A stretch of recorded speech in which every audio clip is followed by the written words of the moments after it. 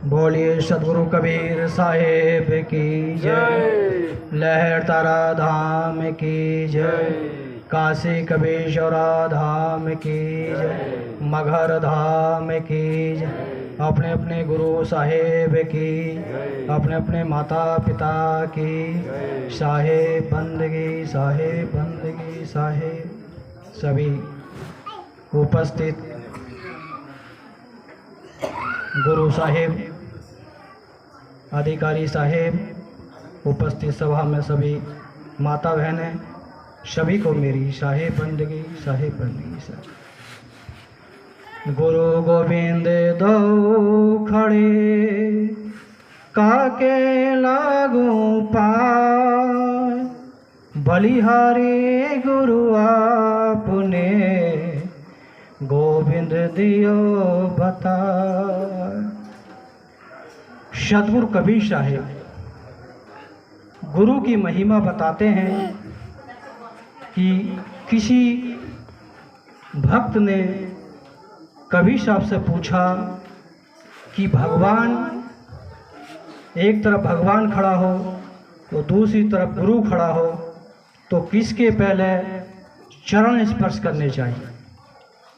तो सदगुरु कबीर साहब कहते हैं अगर भगवान रूठ जाएगा तो कोई दिक्कत नहीं है, गुरु रूठ जाएगा तो सब दिक्कत है, क्योंकि भगवान का रास्ता गुरु ही बताता है।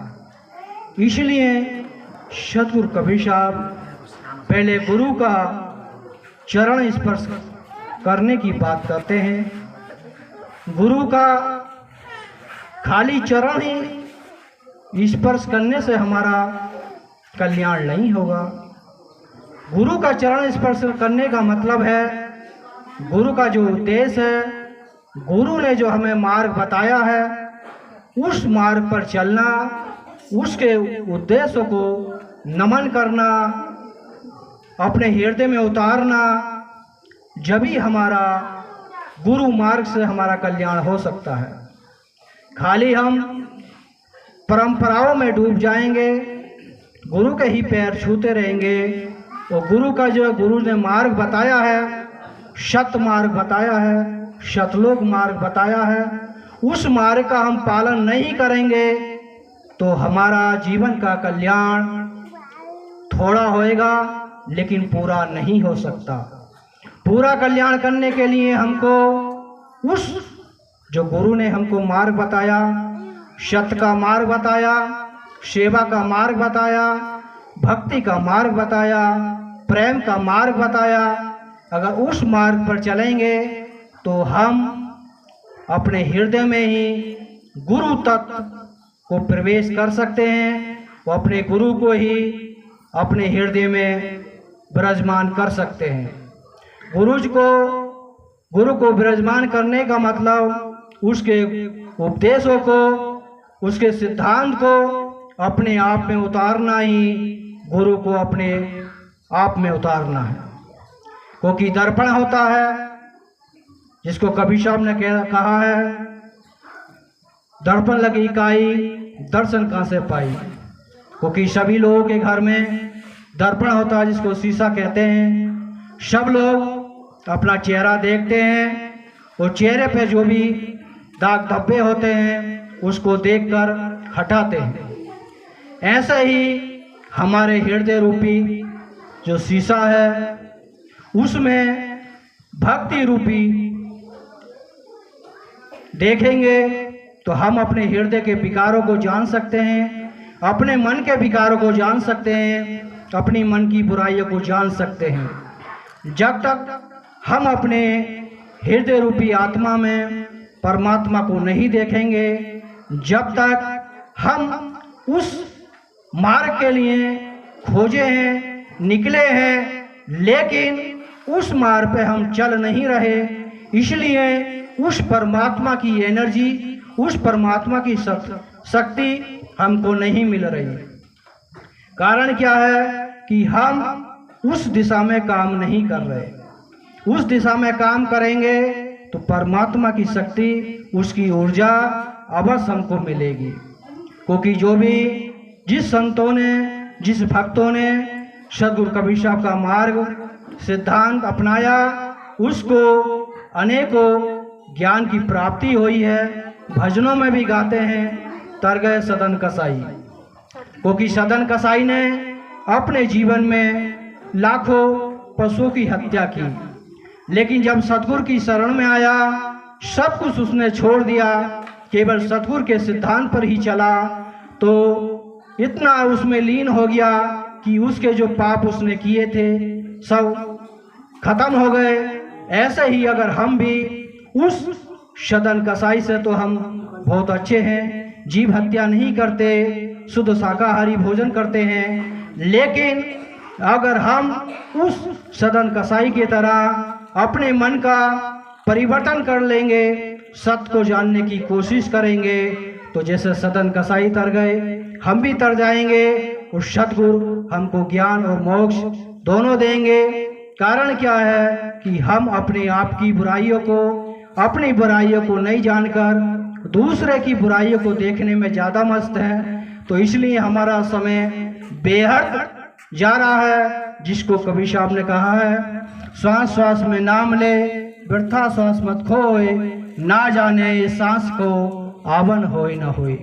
हमारी जो सांस है पल पल जा रही है, जो हम संसार की पूरी संपत्ति दे देंगे, फिर भी हमारी सांस, हमारा समय लौट के नहीं आ सकता। इसलिए कबीर साहब एक सांस का मोल बता रहे हैं कि श्वास श्वास में नाम ले, व्यर्था श्वास मत खोए, ना जाने इस सांस को आवन होए न होए। कबीर साहब कहते हैं हम इस समय जीवित हैं, हर कार्य कर सकते हैं, सेवा कर सकते हैं, भक्ति कर सकते हैं, ज्ञान दे सकते हैं, ज्ञान ले सकते हैं। हम अगर ऐसा अपना जीवन व्यतीत करेंगे तो हमारी हर एक सांस सद उपयोग में जा रही है, और उससे हटा के हम गलत दिशा में अपनी समय को बर्बाद कर रहे हैं, तो वो समय हमारे हाथ नहीं आ सकता। इसलिए पल पल हमारा समय, हमारा जीवन एक नदी की पानी की तरह बह रहा है, जो पानी नदी से बह गया वापसी नहीं आता। ऐसे ही हमारा जीवन भी इस नदी की पानी की तरह बह रहा है, पानी आ रहा है, जा रहा है। इसलिए ही हम रोज सो रहे हैं, रोज जाग रहे हैं, दिन आ रहा है, दिन जा रहा है, लेकिन उस समय को हम सदुपयोग नहीं कर रहे। इसलिए सदगुरु कबीर साहब की जो ऊर्जा, जिस चीज़ को हम चाहना चाहते हैं, पाना चाहते हैं, उस उद्देश्य के अनुसार हम काम नहीं कर रहे। इसलिए हमको परमात्मा की शक्ति, परमात्मा की ऊर्जा नहीं मिल रही। जिसनो कबीर साहब ने कहा है, सांच बराबर तप नहीं। अगर वही हम एक ही शब्द कबीर साहब का अपना लेंगे अपने जीवन में, तो हमारे जीवन का काया पलट हो जाएगा, और हमको वो ऊर्जा मिल जाएगी जो संसार में सब लोग पाने की कोशिश करते हैं लेकिन मिल नहीं पाती। अगर हम कबीर साहब का एक ही शब्द को अपने हृदय में ग्रहण कर लेंगे, क्योंकि पूरा कबीर साहब का सिद्धांत बहुत बड़ा है, लेकिन कबीर साहब ने अपनी वाणियों में गागर में सागर भर दिया है, सांच बराबर तप नहीं। इसी का हम पालन करने लगे तो हमारे जीवन में उस परमात्मा की ऊर्जा एक सूर्य के प्रकाश की तरह उत्पन्न हो जाएगी, और उसको हम जान सकते हैं, पहचान सकते हैं। लेकिन कारण यह है कि हम अपनी पावर ऊर्जा को गलत दिशा में खर्च कर रहे हैं, इसलिए परमात्मा की ऊर्जा हमको नहीं मिल रही। इसी कारण से हम दुखी हैं, परेशान हैं, अनेकों बातें हैं। क्योंकि कबीर साहब ने कहा है, सुखिया सब संसार है, खावे और सोए, दुखिया दास कबीर है, जागे और रोए। कबीर साहब कहते हैं जो संसार में लोग हैं बहुत सुखी हैं, खा रहे हैं, सो रहे हैं, मस्त हैं। कबीर साहब कहते हैं दुखिया। कबीर साहब संसार की पीड़ा को देख रहे हैं कि लोग खा रहे हैं, सो रहे हैं, मस्त हैं, लेकिन जाने के बाद जब लक्ष्य 84 का जो हमको कष्ट मिलेगा पल पल, उस कष्ट को देख के कबीर साहब आत्मा मनुष्य के प्रति उनके हृदय में करुणा हो रही है कि मैं जाग रहा हूँ और रो रहा हूँ, संसार की गतिविधियों को देख रहा हूँ। इसलिए जो भी संत होते हैं, गुरु होते हैं, वो अपने शिष्य को ज्ञान मार्ग, सत्य मार्ग देते हैं। गुरु हमको 5 विकारों से मुक्त करता है। वो हरि हमारे जीवन के साथ 5 विकारों को देता है। हरि हमारे अंदर वो 5 विकार उत्पन्न करके, पैदा करके हमको भेजता है। लेकिन गुरु, सतगुरु उस 5 विकारों से हमको मुक्त करते हैं, उस सत्य मार्ग की जानने की खोज बताते हैं। इसलिए गुरु और सतगुरु का मार्ग बड़ा बताया गया है। लेकिन गुरु भी अपने शिष्य को जो उससे हो सके ज़्यादा से ज़्यादा सत्य ज्ञान की उसको बतावे, जो उसके जीवन में कल्याण हो और उसको जानने की कोशिश करे। हम जितना अपने मन को शांत रखेंगे, चिंतन करेंगे, वो ध्यान करना हमारे जीवन का पहला लक्ष्य है, जिसको कबीर साहब ने कहा है सहज योग। कबीर साहब का कोई भी हठ योग नहीं है कि आपको वन में जाना है, पेड़ों पे जाना है, या भभूत लगाना है, नंगे घूमना है। कबीर साहब ने उससे बिल्कुल मुक्त कर दिया है। कबीर साहब कहते हैं बस जहाँ पर हो वहीं पर ठहर जाओ, अपने मन को ठहरा लो, अपने मन को शांत कर लो, अपने मन को सत्य कर लो, अपने मन में भक्ति भर लो, अपने मन में प्रेम भर लो, अपने मन में करुणा भर लो, तो आपके जो ऊर्जा ऑटोमेटिक आपके हृदय में प्रकट हो जाएगी। लेकिन कारण यही है कि हम सतगुरु के उद्देश्यों से दूसरी दिशा में काम कर रहे हैं। इसलिए सतगुरु की ऊर्जा या उनकी एनर्जी हमको नहीं मिल पा रही, इसलिए हम दुखी हैं। अगर हम सतगुरु कबीर साहब के सिद्धांत पर चलेंगे, उनके मार्ग पर चलेंगे, थोड़ा भी अपने मन का चिंतन करेंगे, मनन करेंगे कि मैं क्या करने आया था, क्या गुरु ने मुझे मार्ग दिया, वो कौन से मार्ग से मैं जा रहा हूँ, तो कबीर साहब कहते हैं साखी शब्द गवत बोले महिमा के अभिमाना। कबीर साहब ने सबको ललकारा है, घर घर दे मंत्र भरते। तो कबीर साहब कहते हैं चाहे भैया घर घर मंत्र दे, अगर आपका जीवन सात्विक नहीं है तो हमको उसकी एनर्जी नहीं मिल सकती। अगर भोजन आपने खाया है तो पेट आप ही का भरेगा, और मैं केवल भोजन करता रहूँगा तो मेरा पेट नहीं भर सकता। इसलिए अपने कर्मों की कमाई करते रहिए, क्योंकि कर्मों की कमाई हमारे साथ जाएगी, जिसको कबीर साहब कहते हैं सत्संग। जो हमने सत्य कर्म किए हैं वही हमारे संग जाएगा, उसी का नाम है सत्य और संग, वही हमारे साथ जाएगा। सत्संग का मतलब छोटी सी बात में यही है, जो हमें सत्य कार्य करे हैं वो हमको सतलोक ले जाएंगे, जो हमने बुरे काम कर लिए हैं वो हमको नरक लोक ले जाएंगे। रास्ता हम ही चुनेंगे, अपना रास्ता हम ही बना रहे हैं। कोई भी माता पिता गुरु सतगुरु हमारा दुश्मन नहीं है, हम अपने कर्मों से ही अपने दुश्मन बने बैठे हैं। इसलिए हमको वो एनर्जी, वो जो पावर मिलनी चाहिए नहीं मिल जा रहा। जैसे कि घर में सभी माता बहनें अपने घर में खूब शुद्ध सफाई रखती हैं, सुंदर रखती हैं। जो भी घर का मेहमान आता है तो आप माता बहनों की प्रशंसा करता है कि रसोई कितना सुंदर है, घर कितना सुंदर है, कितनी सफाई रखती हैं।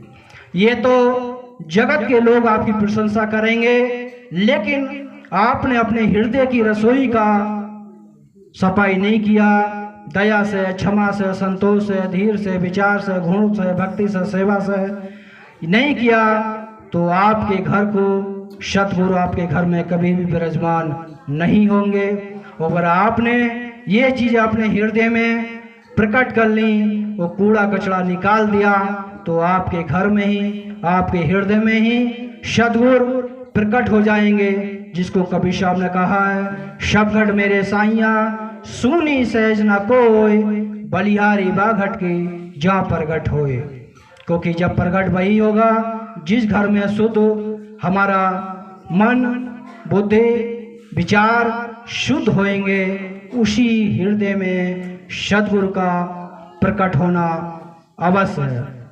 क्योंकि कबीर साहब कहीं भी दूर की बात नहीं बताते, हृदय के अंदर ही आत्मा से परमात्मा की खोज बताते हैं, जिसको कबीर साहब ने कहा है, पोथी पढ़ जगमुआ पंडित भया न कोई, ढाई आखर प्रेम का पढ़े सो पंडित होए।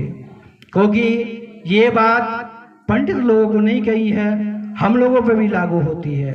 अगर हम भी कबीर साहब की वाणी पढ़ते रहेंगे, गाते रहेंगे, उस पर अमल नहीं करेंगे, जैसे पंडित मर जाते हैं हम भी मर जाएंगे। इसलिए अपने हृदय में ज्ञान के पाठ सत्य की जानने की कोशिश करो, जो सद्गुरु का उद्देश्य है उसको जानने की कोशिश करो, जब ही हमारा जीवन मस्त हो जाएगा। जिसको कबीर साहब ने थोड़ा सा मैं मगहर लाल साहब के आदेश अनुसार मगहर के सिद्धांत पर भी थोड़ा प्रकाश डालता हूँ। सद्गुरु कबीर साहब मगहर क्यों आते हैं? आज बुद्ध पूर्णिमा है और बुद्ध पूर्णिमा आज ही के दिन गौतम बुद्ध भगवान ने बोध गया में ज्ञान प्राप्त किया था।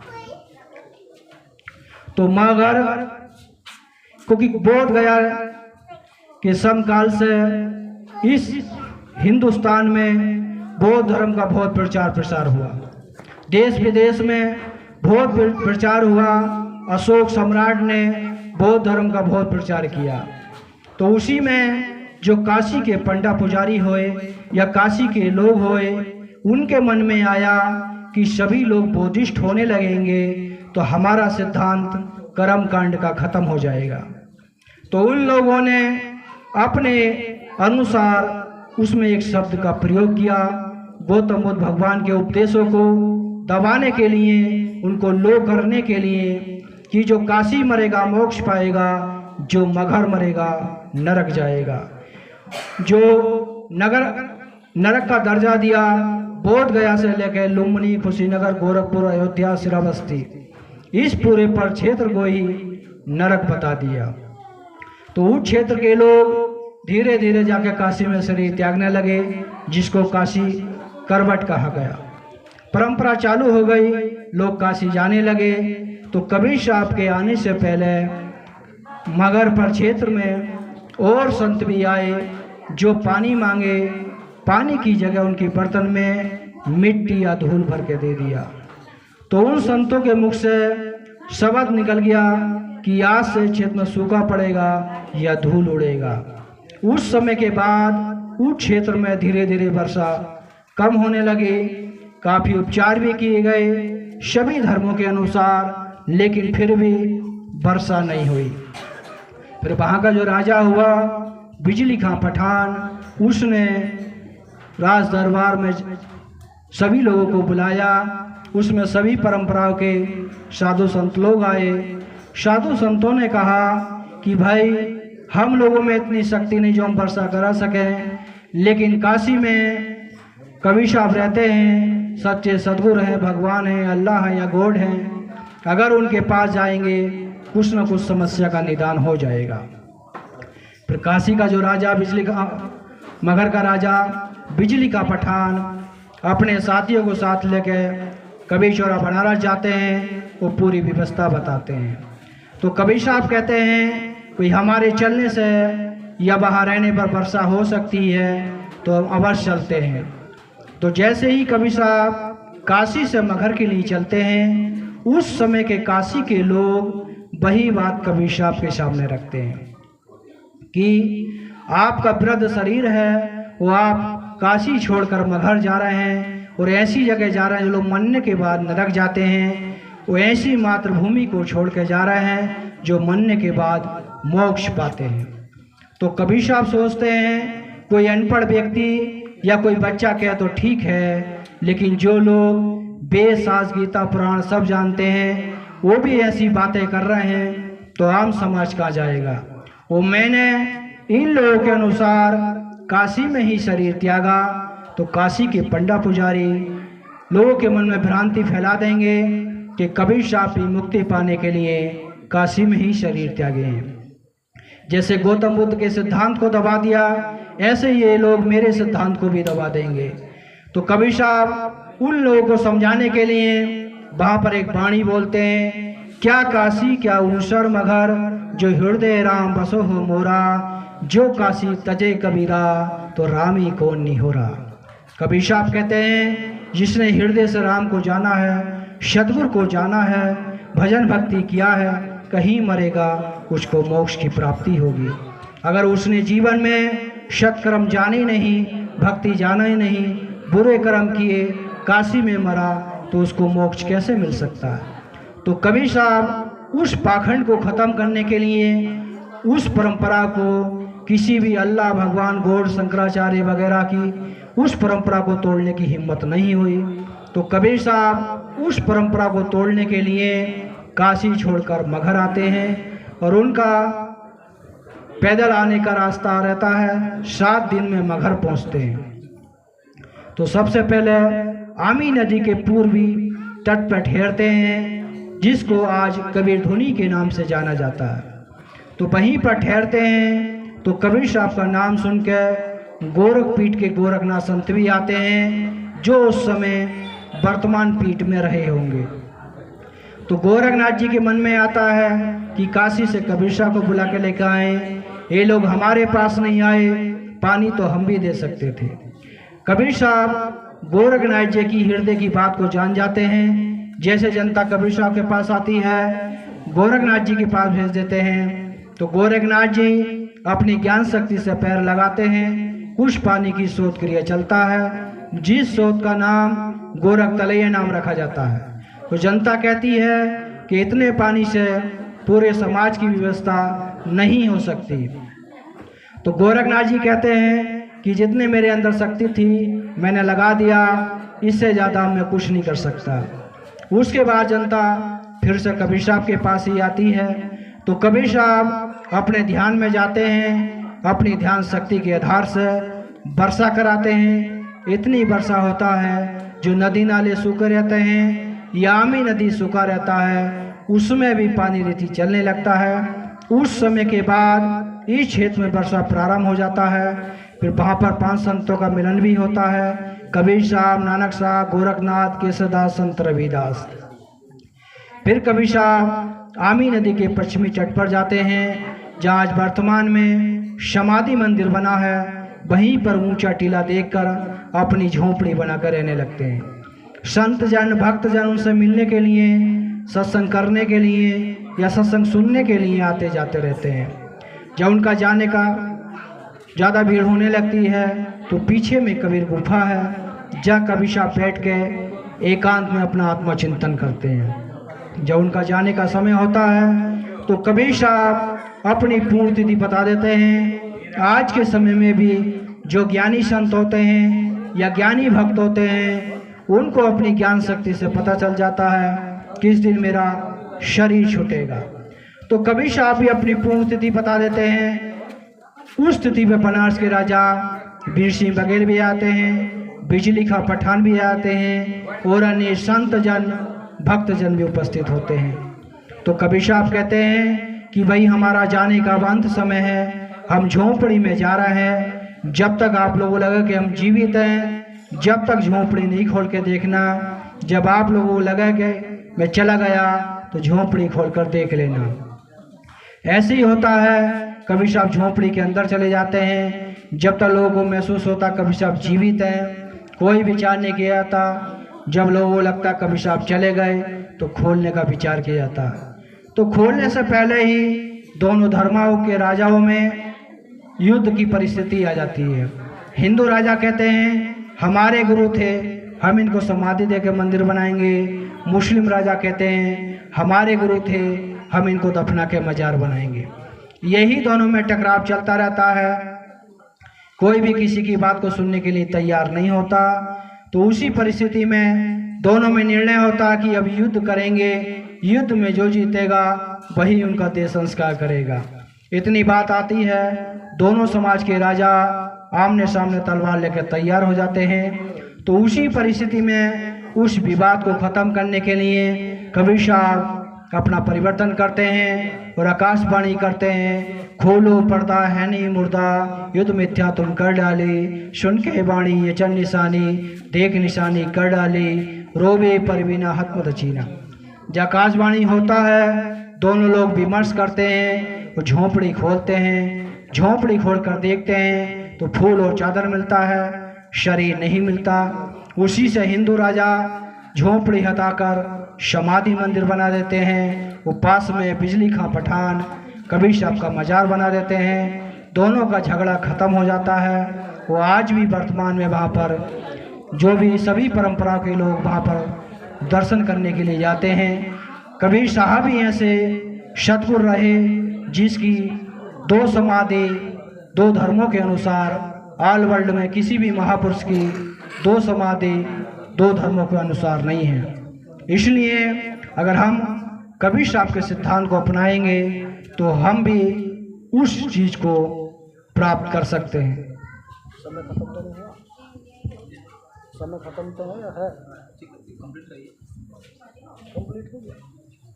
तो इसलिए अपने जीवन में खोलो पर्दा है नहीं मुर्दा, इसलिए अपने ज्ञान में अपने हृदय का ज्ञान का पर्दा खोलिए। वो बेकार को जो मुर्दा है वो ख़त्म हो जाएगा, उड़ जाएगा। जब तक हम अपने हृदय में ज्ञान का पर्दा नहीं खोलेंगे तो मुर्दा रूपी विकार जो हैं वो भी कभी समाप्त नहीं हो सकते।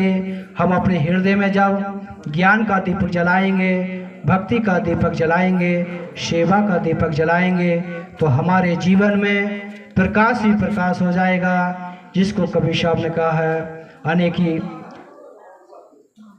दीवानी तेरी चादर हो गई पुरानी, दीवानी तेरी चादर हो गई पुरानी, हिंदू हो के मुर्गा मारे, हिंदू हो के मुर्गा मारे, तोरा करे कुर्बानी, तोरा करे कुर्बानी, दीवानी तेरी चादर हो गई पुरानी, दीवानी तेरी चादर हो गई पुरानी।